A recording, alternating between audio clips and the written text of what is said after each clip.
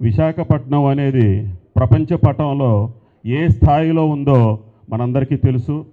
అటువంటి స్థాయిలు తీసుకెళ్ళి కూర్చోబెట్టిన ఘనత మన honourable chief minister Chandrababu Naidu గారికి, అలాగనే మన మంత్రివర్యులు కొండపల్లి శ్రీనివాస్ గారికి మనస్ఫూర్తిగా రియల్ ఎస్టేట్ కుటుంబాల తరపు నుంచి మనస్ఫూర్తిగా థ్యాంక్స్ చెప్తున్నాం.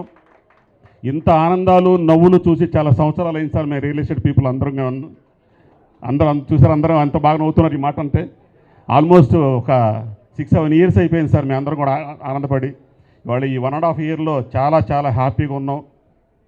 కొనుక్కున్న వాళ్ళు కానీ, అమ్మేవాళ్ళు కానీ, ఇన్వెస్టర్లు కానీ, ప్రమోటర్స్ కానీ, we are all very happy here. ఎందుకంటే విశాఖపట్నం కూడా ఎప్పుడు కూడా సిటీ ఆఫ్ డెస్టినీ. ఇక్కడ ఇన్వెస్ట్మెంట్స్కి కానీ, ఇక్కడ ఉండడానికి కానీ ఏ రోజు కూడా ఇబ్బంది ఉండేది కాదు. అటువంటి ప్లేస్ను కూడా చాలా దారుణంగా తయారు చేసిన సందర్భాలు మనందరం చూసాం. ఇవాళ మళ్ళీ happy day sir comes again. చాలా బ్రహ్మాండంగా ఉంటున్నాం మనందరం కూడా. రాబోయే 10 సంవత్సరాలకు కూడా విశాఖపట్నానికి ఎదురే లేదు, తిరిగే లేదు.